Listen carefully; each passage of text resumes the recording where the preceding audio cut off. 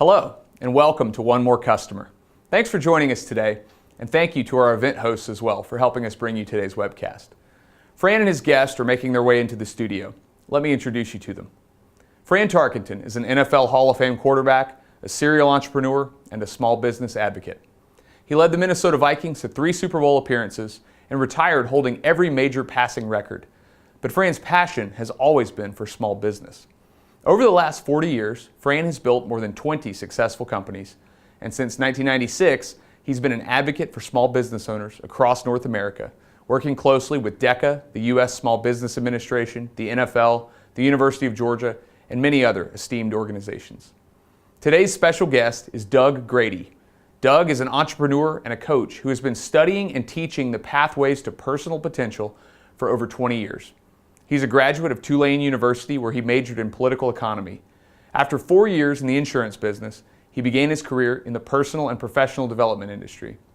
Doug is a professional speaker, a musician, and the author of The Ripple Effect. His companies, writings, trainings, and music are designed with one purpose: to help people reach their God-given potential. And today, he's going to be sharing some insights on how we can reclaim our time and increase our productivity. So let's get started. We hope you enjoy this episode of One More Customer. Flash wide to the left, Gilliam in the slot to the left. First and goal from the 7. Fran rolls to the right, dumps it out, caught by Foreman, touchdown! Fran Tarkenton's record-breaking 291st career touchdown pass. Think about that in your life now. Who's in control of your life? You are.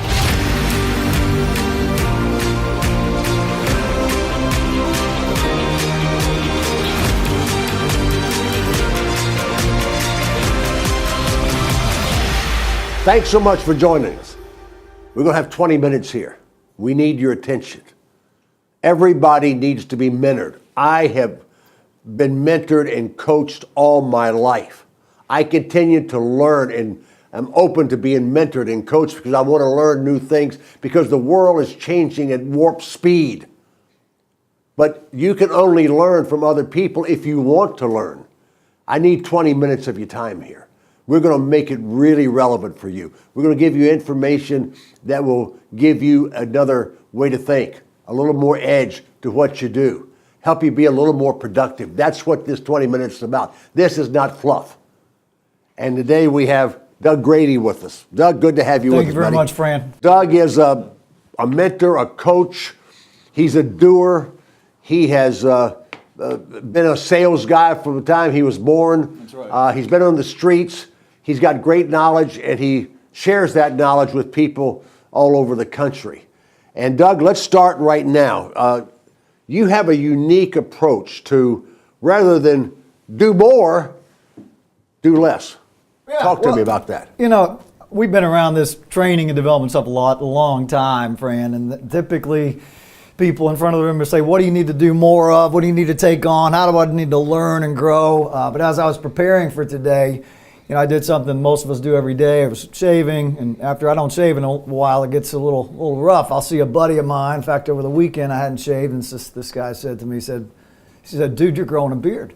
But you don't grow the beard. The beard actually grows by itself. You have to do something to stop the growth of a beard. And similarly, you and I, you do things that stop your personal growth, that minimize productivity, that kill sales, that just really hinder our emotional, spiritual, professional potential. So part of life is like, what are you doing that need not be done, and do less of that. So you need a little inventory here. That's right. To get rid of the stuff that's non-productive, and then refocus on the things that are productive. Is that kind of where you are? Yeah, absolutely. You and I grew up in the South, and we have an iconic establishment here in Georgia. I grew up in Florida, Alabama, New Orleans, Tennessee, called the Waffle House. Have you been to the Waffle House? I know the Waffle House. I know the guy who started the Waffle House. Yeah, they have a hash brown with, they've actually trademarked the way of getting this. I'm sure you know it. It's called scattered, smothered, and covered. And this is how a lot of entrepreneurs, a lot of salespeople, a lot of business people, they could trademark this for their life. I mean, they run through life scattered, smothered, covered. These so-called smart devices have just got us covered up, and we're constantly bombarded with more information. So it becomes How can I just reclaim some sense of focus, reclaim some sense of purpose, and take something off my plate so I can allow for more good? What we're talking about here is what you and I are living every day. I looked at Apple's conference here not long ago, which they have the new technology. They're talking about the iWatch, and now that you're going to be able to get your heartbeat, and it's going to become your doctor who lives with you every day, that you can get all kind of input out of your watch to be able to live a healthier life.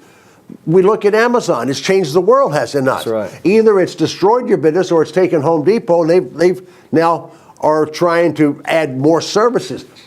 It's the world we live in today. If we don't take inventory of what you're talking about and looking at the things we're doing that are non-productive and get rid of them, then we don't have time to go and think about the new technologies, the new approaches, the new things that are going to help us grow our business, be more relevant to customers. Yeah. And that's what you're saying. It's pretty simple. And these innovations, we can look at them a couple different ways. We can look at them as, that's one more thing I've got to do. Or we can look at it as an opportunity to grow, as an opportunity to expand, to get, if you will, this Waffle House analogy, right? So it's getting a bigger plate. It's becoming larger 3 months from now because of the time, the money, the energy I'm investing in myself, into technologies, into people. One of the great business owners that I'm friends with here in the Georgia area says sometimes your next level isn't necessarily a what, but a who. It's finding people that can support you and that have the skills and tools that I personally don't have. I'm good at about this much stuff, so I try to surround myself with people. So you're talking about having partnerships. Partnerships, mentors, and absolutely. That is so important, because the entrepreneur,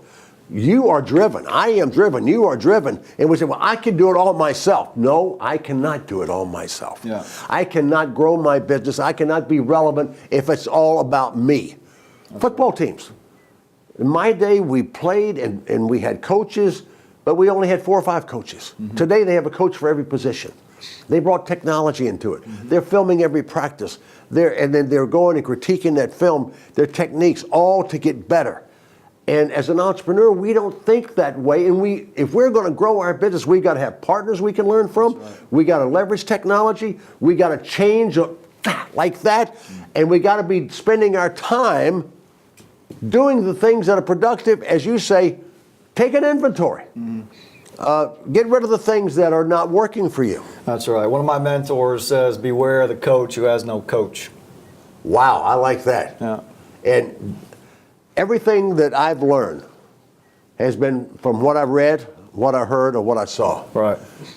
So you got to read a lot. And what we do here, we bring in smart people who've been out in the field, who have failed, they've won, they've got knocked down, they got up just like you have every day, and finding out from them what is that secret that you're looking for, we're looking for.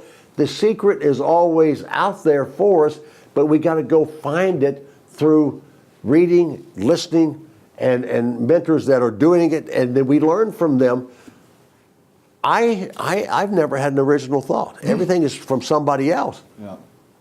And I bet you Steve Jobs got the idea, well, I know he from that first PC from somebody else, but look where they've gone from PC to having a watch that's going to be your medical device. That's right. Yeah, and it's just they keep expanding, and we need to keep expanding. Yeah. I call it getting a bigger plate. I'm sure you remember, 2-3 years ago now, we had a day in Atlanta that forever will be known as Snowmageddon. Do you remember this? Yes. I mean, 687 collision crashes. There were pandemonium. There was looting and road rage. There was a baby born on 285. I mean, all heck broke loose. People just got to the edge of their plate and they couldn't take it anymore. And by contrast, a good friend of mine, his name is Con Jackson, he just drove around. He picked people up. He brought them over to his house. He fed them hot cocoa and played games with them until they could get back home. So here's a guy that was part of the solution instead of part of the problem, because he's got a big enough plate. He can handle it. So what are we doing on a consistent basis to invest in personal disciplines, in spiritual disciplines, in professional disciplines, so we're growing ourselves personally and professionally? Well,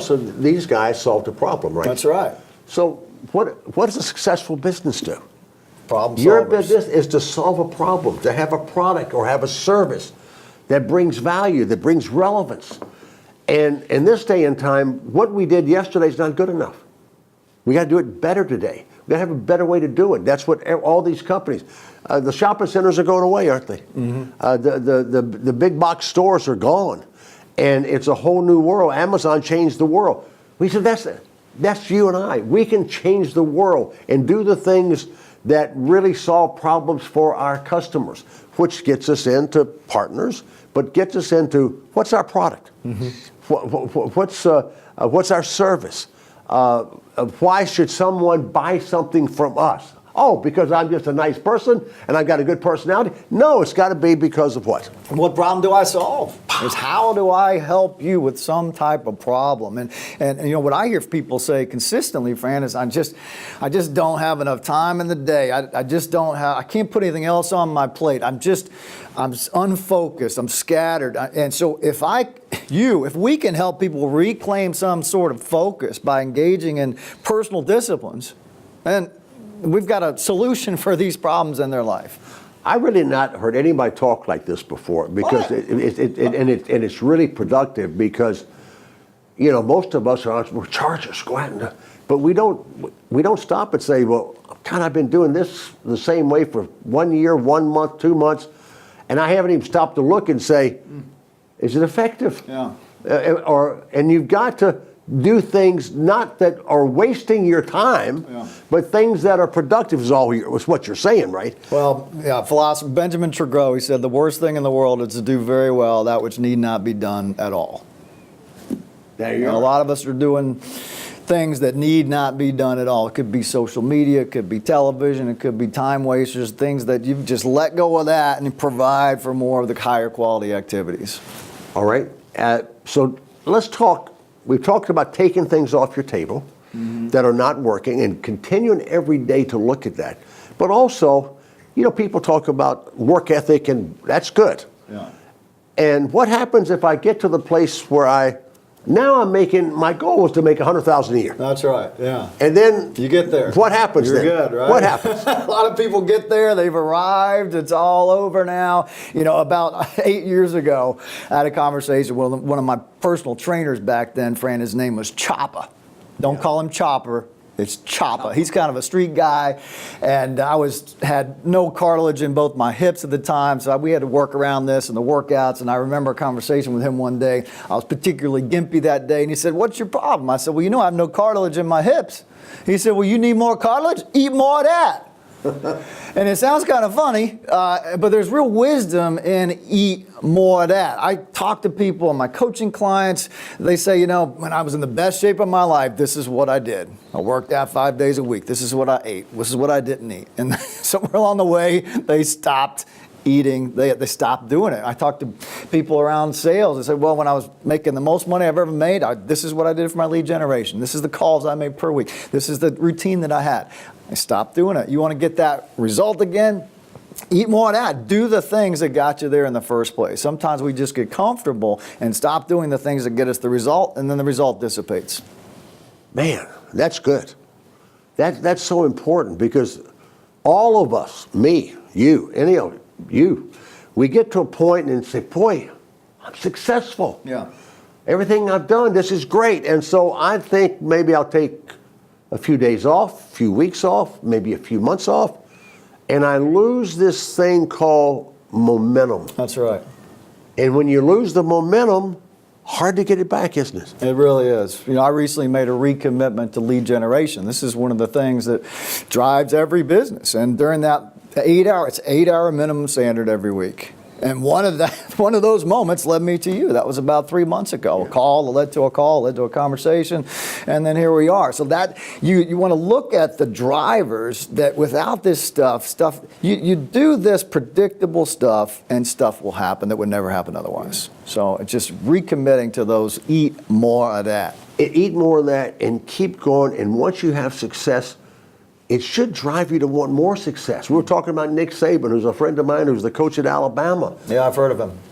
What's the greatest asset he's got? His work ethic. His work ethic. He's smart, and he works his butt off. And he continues to work. He never lets up. In fact, he adds more hours to his day and is more productive. And I know him well. And you know what? Success is contagious. It's fun.